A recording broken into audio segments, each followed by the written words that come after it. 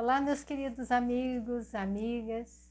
Estamos aqui mais uma vez com o livro Chamamentos, de Roberto Tranjan. Quem não me conhece, meu nome é Márcia Mêndola, sou psicóloga, e nós estamos fazendo leitura com reflexão a partir dessa obra, trazendo uma proposta de autoconhecimento, uma proposta de amadurecimento, de trazer um pouco mais de paz, de segurança, de sentido para as coisas que a gente faz, então é para a nossa vida. Essa 30ª fagulha, Torne-se refém, é bem interessante pensar no título, né? Tornar-se refém. E ele traz a questão do apego. Ele traz o apego nesse cenário para a gente analisar. E apego seria alguma coisa boa, ruim? Será que a gente deve fazer uma reflexão nesse sentido? A partir dessa perspectiva? Porque é um julgamento, achar que é bom, que é ruim. Dentro da teoria psicológica, nós temos o apego, né, uma teoria desenvolvida por Bowlby, em que ele fala o attachment, né, esse apego desenvolvido com crianças, bebês, recém-nascidos. Então, seria uma condição natural, sim, da natureza humana, o desenvolvimento do apego como algo que diz respeito à necessidade de sobrevivência, de segurança, de proteção para que esse bebê consiga de fato se desenvolver, ou seja, vai viver e se desenvolver a partir da qualidade do relacionamento, da conexão que vai estabelecer com outra figura humana, no caso, os adultos responsáveis. Ali a gente entende pai e mãe, né?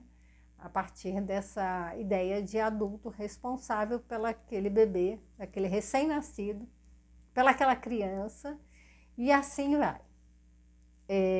A qualidade do apego seria seguro ou inseguro, como ele define. E a partir dali, essa teoria tem alguns desdobramentos, que vai entender que existem outras características do apego inseguro. Mas o apego seguro, esse está estabelecido como sendo um apego em que há uma conexão entre aquela comunicação do bebê, das suas necessidades. Então o bebê chora, nesse choro ele está tentando comunicar, porque obviamente o bebê não fala, mas também o sorriso, os movimentos do corpo, tudo isso, porque essa é uma fala, né? A comunicação não verbal.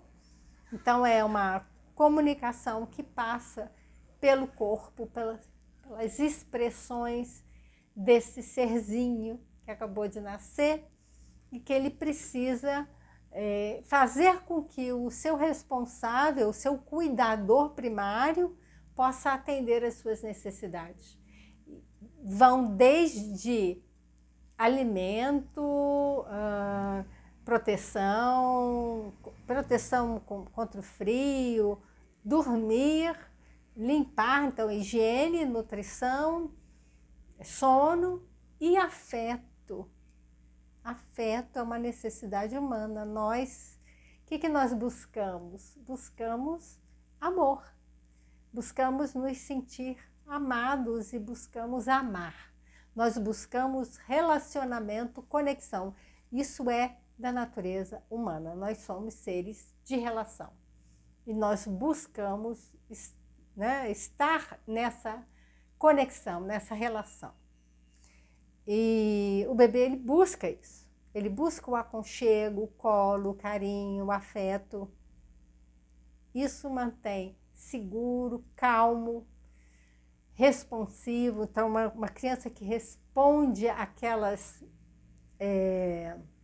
aos estímulos do meio.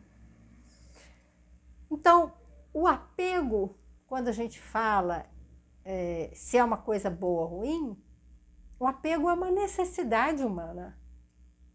Agora, quando a gente fala, a pessoa tem apego a determinados bens, então ela está apegada à casa em que ela mora, ela está apegada, né, às joias, a dinheiro, até mesmo a pessoas.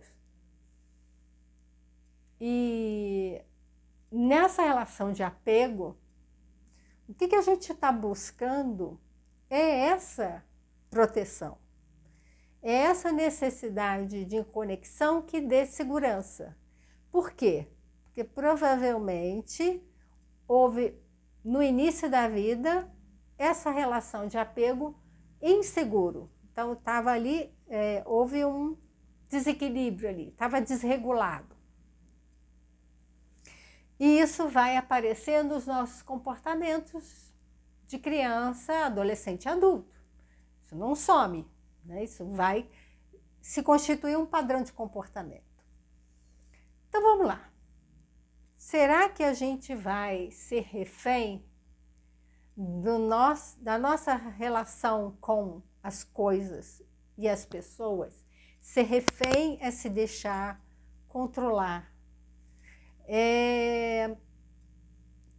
Tomar as nossas decisões a partir, por exemplo, do dinheiro.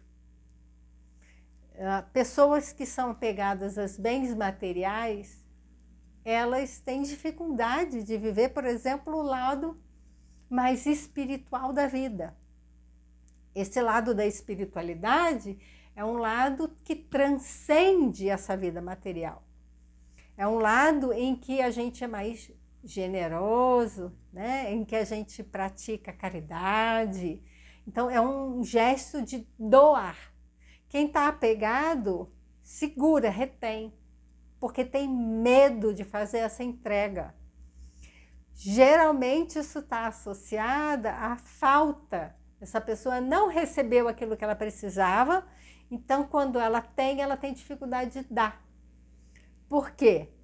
Porque ela tem medo de que se ela der, ela não vai receber, porque ela não recebeu quando era bebê. E ao não receber, ela vive na falta. É o que a gente vai dizer de relação de escassez.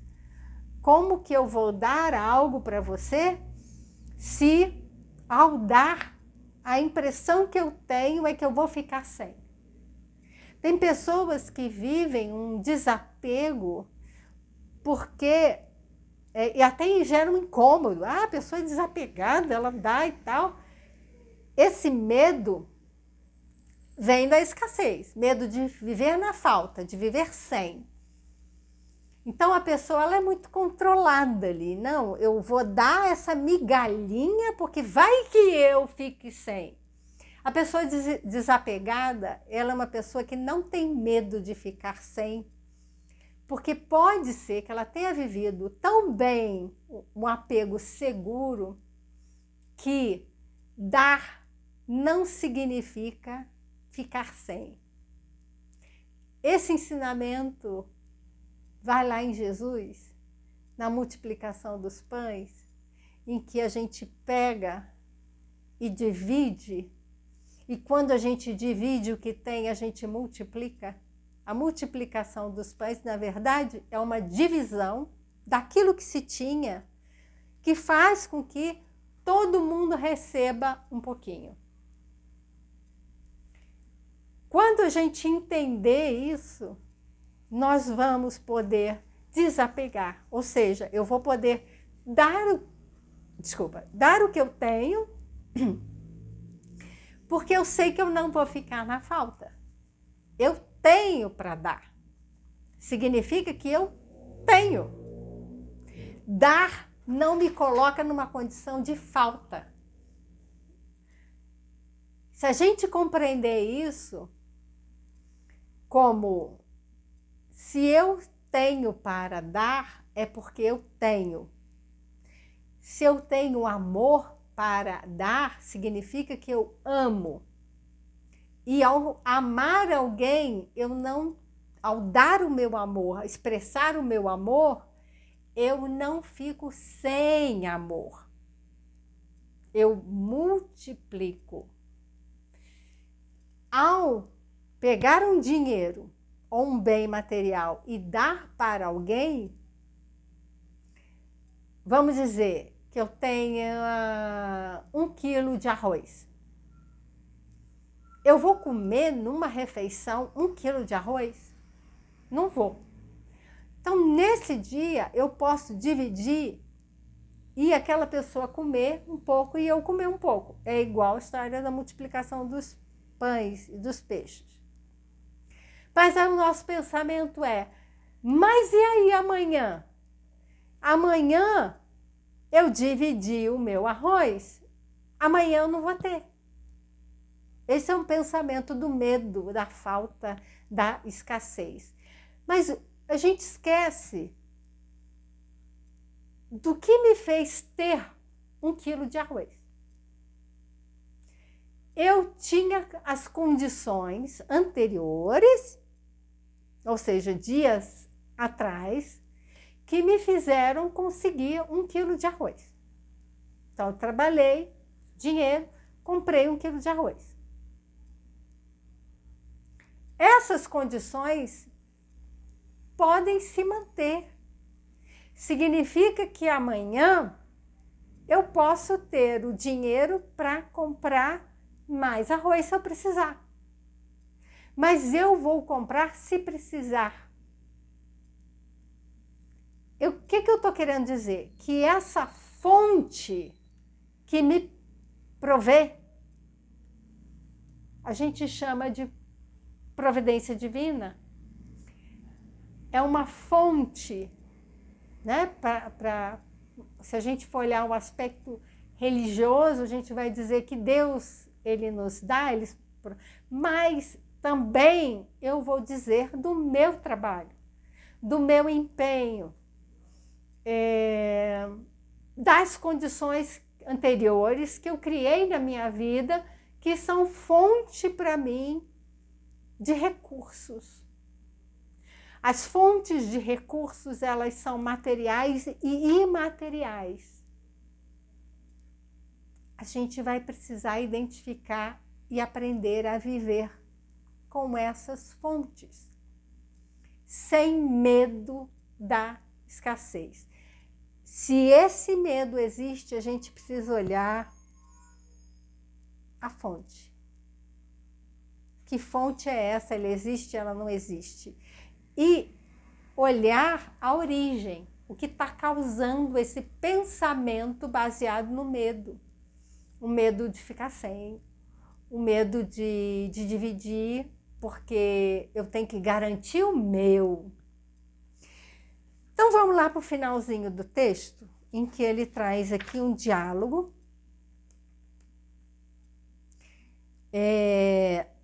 Ele fala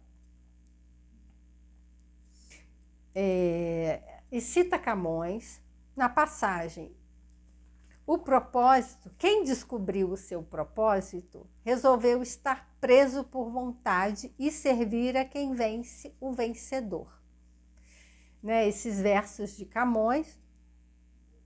E ele diz que o vencedor, nesse caso, é o propósito. E é justamente a feliz conexão entre chama e chamado. Então, estar preso, estar apegado, por vontade, por escolha. A gente vai escolher as nossas causas, a gente vai escolher aquilo que nós vamos nos apegar, nos dedicar, aquilo que nós vamos ficar empenhados, estabelecer um contrato de fidelidade, um contrato de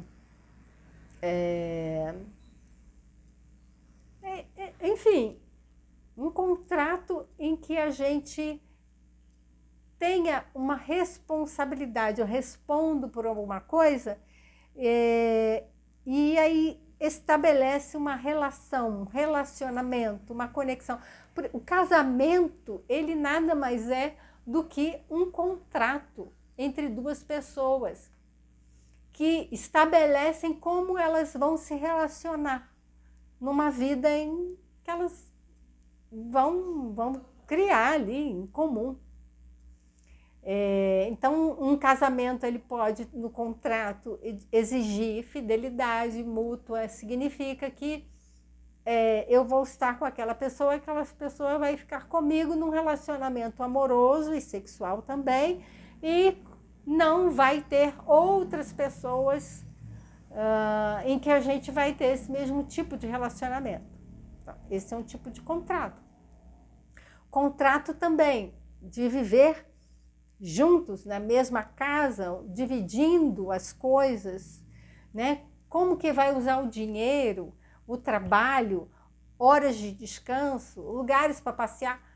O relacionamento conjugal e também filial coloca a necessidade, né, de estabelecer regras, de estabelecer acordos, de estabelecer modos de convivência, viver com, né? Viver junto. E aqui tem uma passagem, né? Madre Teresa de Calcutá, que ele cita.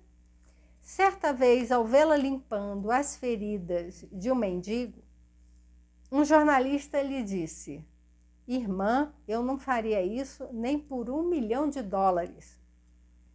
Ao que ela prontamente respondeu: nem eu.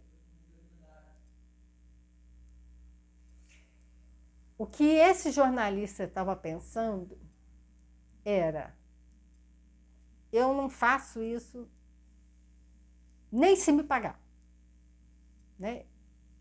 Nem de graça, nem pagando.